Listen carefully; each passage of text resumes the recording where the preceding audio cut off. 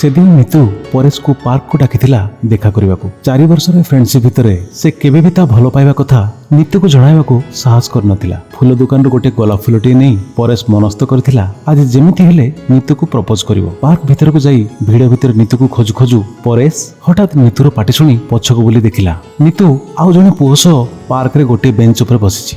गोलाप फूलटी को पॉकेट रो बाहर करी सार्ट भितर लुचाई देई नीतू पाखको गला। परेश ये होचंती विकास मो वुड बी हस्बैंड आ विकास ये परेश मो कॉलेज समय फ्रेंड।